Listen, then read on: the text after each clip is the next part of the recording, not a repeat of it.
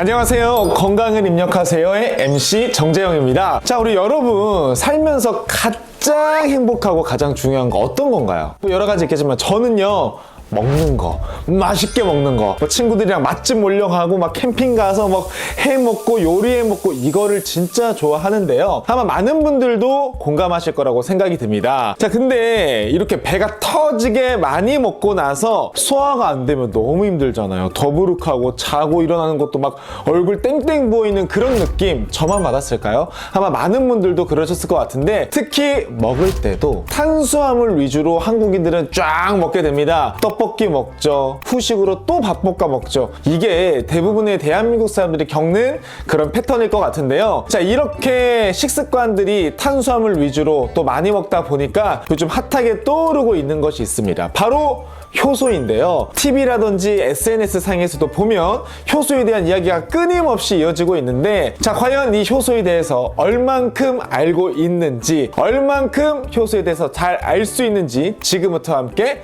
파헤쳐 보겠습니다. 효소가 좋다는 말은 많이 들어보셨죠? 그래서 효소가 대체 어떤 건지 지금부터 함께 살펴보겠습니다. 자, 우리 효소는요, 몸 안에서 다양한 화학 반응을 일으키는 촉매제라고도 불리는데요. 자, 쉽게 말하자면 효소는 우리 몸속에서 혈액이나 세포처럼 생명 유지에 필요한 물질을 만들고 변화시킬 수 있도록 돕는 활동을 합니다. 자, 그 중에서도 특히 효소가 많이 쓰이는 부분이요, 바로 소화 활동이라고 하는데요. 섭취한 음식물을 분해하고 또 발효를 통해 소화가 쉽게 이루어질 수 있도록 도와주는 역할을 한대요. 그래서 우리 몸은 스스로 효소를 생성할 수도 있지만 음식물을 통해서도 섭취할 수 있다고 하는데요. 우리가 뷔페 가면 어르신들께서 파인애플 좀 가져와라 막 이런 말 많이 하시잖아요. 이게 그냥 하는 말이 아니라 파인애플이 브로멜라인이라는 단백질 분해 효소가 들어있어서 육단백질을 분해할 수 있다고 합니다. 진짜 어른들이 예전부터 현명하셨던 것 같아요. 이 효소는 파인애플 외에도요, 브로콜리나 양배추 같은 채소, 밀,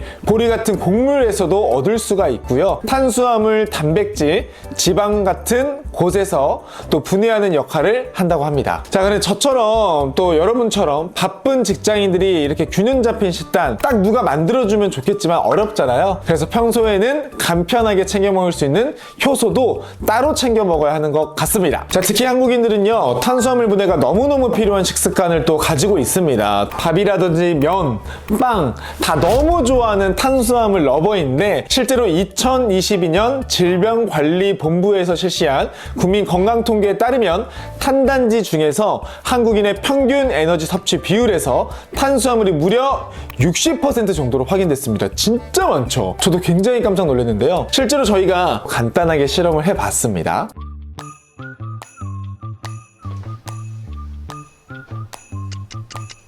A few moments later.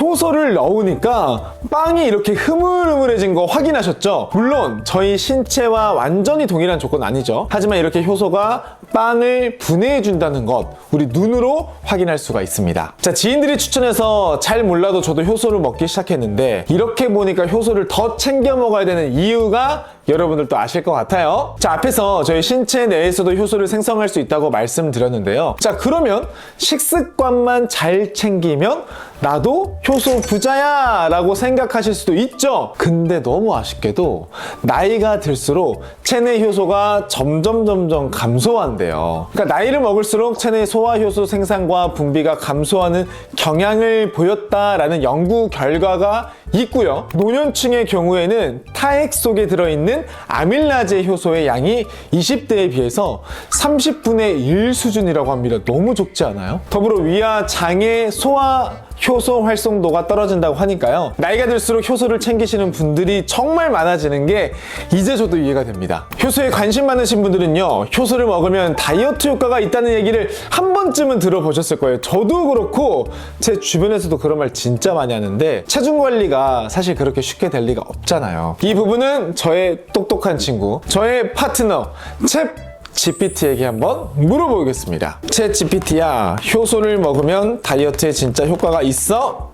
효소 보충제가 다이어트에 효과가 있다는 주장에 대해 많은 사람들이 궁금해하지만 실제로 효소 보충제가 다이어트에 직접적인 효과를 미친다고 입증된 연구는 제한적입니다.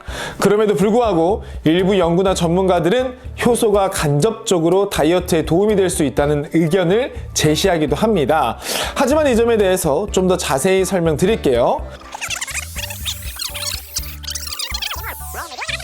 와, 이거 너무 길어요. 이게 우리는 바로바로 결론을 물어보는 걸 좋아하잖아요. 다시 한번 여쭤볼게요. 챗GPT야, 그러니까 효소가 다이어트 식품이 아니라는 이야기지?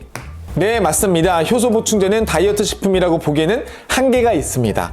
효소는 체내에서 소화와 대사를 돕는 중요한 역할을 하긴 하지만 효소 자체가 체중 감량을 위한 주된 방법이나 다이어트의 핵심 요소는 아닙니다 라고 했는데요. 아니, 효소가 다이어트 식품이라고 맹신하는 사람이 진짜 제 주변에 너무 많거든요. 근데 이 기회에 그거는 잘못된 정보라는 점 우리 다 알아갔으면 좋겠고요. 자, 그러고 보니까 또 헬스하는 분들 중에서도요, 효소를 챙기시는 분들이 많이 있는데요. 자, 그것도 관련해서 비슷한 질문이 들어왔는데 한번 살펴보겠습니다. 새해 목표가 근육 늘리기라 지금 3달째 헬스를 열심히 다니고 있습니다. 운동 전에는 꼭 단백질 쉐이크를 먹고 있는데요. 쉐이크를 먹고 나서 효소를 챙겨 먹으면 단백질의 흡수가 더 잘 될까요? 진짜 생각지도 못했던 질문이고요. 효소가 단백질을 아미노산으로 빠르게 분해해서 소화 부담을 낮춰준다는 메커니즘을 굉장히 잘 이해하고 계신 것 같아요. 자, 그래서 단백질 쉐이크 플러스 효소를 함께 먹으면 단백질의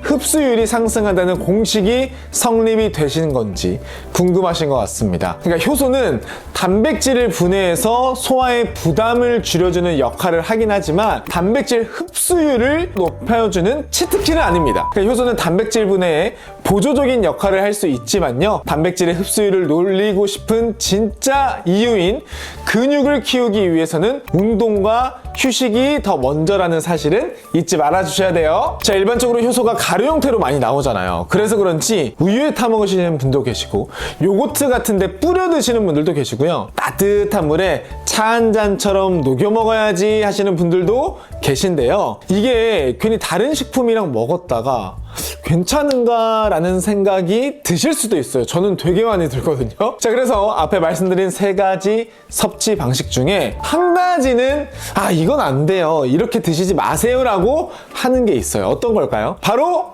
뜨거운 물이에요. 효소가 온도에 굉장히 민감하대요. 뜨거운 물과 함께 먹으면 변성이 될 우려가 있다고 합니다. 되도록 미지근한 물이나 찬물과 함께 섭취해 주시는 게 좋습니다. 자, 섭취 방법을 알아봤다면 섭취 시기도 알아봐야 하는데요. 자, 밥 먹고 나서 먹어주면은 뭔가 소화에 도움을 받을 수 있을 것 같고, 아니면은 밥 먹기 전에 먹어야 또 괜찮을지 아마 많은 분들이 궁금해 하실 것 같은데 챗 GPT한테 또 물어보도록 하겠습니다. 챗 GPT야, 효소 제품은 언제 섭취해야 좋을까? 효소 보충제를 언제 섭취하는 것이 가장 좋은지는 섭취 목적과 효소의 종류에 따라 달라집니다. 와, 답을 진짜 잘하는데요? 아까 좀 뭐라고 했더니 이제 좀 말을 알아듣네요. 자, 효소 종류, 소화 효소. 추천 섭취 시기 식사 10에서 30분 전 혹은 식사 중. 근데 식사 중에 먹기는 좀 쉽지 않을 것 같은데. 자, 설명 보겠습니다. 음식물 분해를 돕기 위해 식사와 함께 섭취라고 적혀 있고요.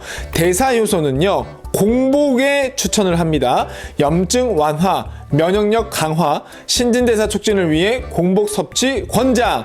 특수 요소는요, 목적에 따라 다른데요. 락타아제에서 유제품 섭취 직전, 브로멜라인은 공복 섭취를 권장하고 있습니다. 자, 좀 더 자세히 볼게요. 소화효소, 식사 10에서 30분 전 또는 식사 중에 섭취, 음식물과 함께 섭취해야 소화 기능이 극대화됨. 추천 대상, 소화력이 약한 사람, 위장장애가 있는 경우 공복 섭취 비추천.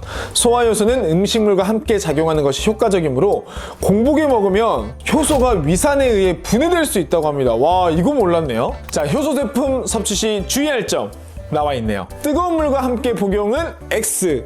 효소는 단백질이므로 고온에서 변성될 수 있음. 너무 차가운 물도 피하기. 소화 과정이 방해될 수 있음. 뜨거운 물이랑 먹는 것만 여러분 좀 주의해 주시면 될 것 같아요. 자, 목적에 따라서 적절한 시기에 섭취해 주시면 되겠습니다. 자, 그런데 효소가 좋다는 건 알겠는데요, 효소 제품이 요즘에 너무 많아요. 가뜩이나 결정을 잘 못 내리는 저 같은 분들을 위해서 어떤 기준으로 골라야 되는지 안내 도와드릴게요. 자, 이럴 때 가장 따져봐야 되고 알고 계시면 좋을 게 역가 수치인데요. 이름이 좀 생소하시죠? 한마디로 말하면 효소의 활성도를 나타내는 단위를 말합니다. 역가 수치 단위가 높을수록 효소의 활성도도 더 높아진다는 뜻이겠죠. 역가 수치를 측정하는 단위는 보통 유닛이라고 많이 말하는데요. 몇만 유닛, 몇십만 유닛 이런 식으로 측정해서 표시한다고 합니다. 조금 드실 줄 아시는 분들은 이제 보통 몇 미리그램인지를 살피잖아요. 이 친구는 몇 유닛인지를 봐줘야 합니다. 자세한 건 또 챗GPT한테 물어보겠습니다. 챗GPT야, 역가 수치가 뭐야? 역가 수치란, 역가는 효소나 약물의 활성 정도를 나타내는 단위로 일정한 조건에서 특정 반응을 일으킬 수 있는 능력을 의미합니다. 효소 제품을 구매할 때 역가 수치가 높은 효소가 좋다는 말을 듣게 되는데, 이는 역가 수치가 높을수록 효소의 활성도가 크다는 뜻입니다. 역가 수치가 중요한 이유, 효소의 품질과 효과를 결정하는 핵심 요소, 단순한 함량이 아니라 실제 반응을 일으키는 능력을 의미. 같은 요소라도 역가 수치가 낮으면 효과가 적을 수 있음. 결론! 역가 수치가 높은 요소를 선택해야 할까?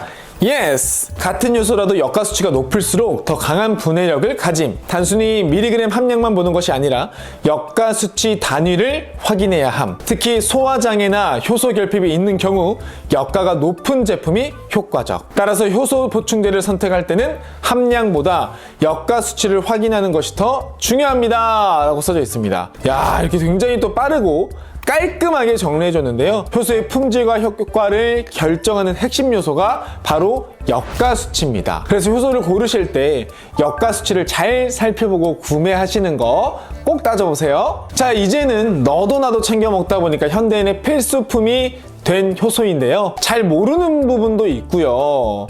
어려운 부분도 있었던 것 같아요. 그걸 오늘은 바로 잡고 가는 시간이었습니다. 자, 여러분 이번 영상도 어떻게 좀 유익하셨을까요? 오늘 영상이 도움이 되셨다면 좋아요, 댓글, 구독, 알림 설정까지 꼭 부탁드리겠습니다. 자, 저는 지금까지 진행자 정재영이었습니다. 감사합니다.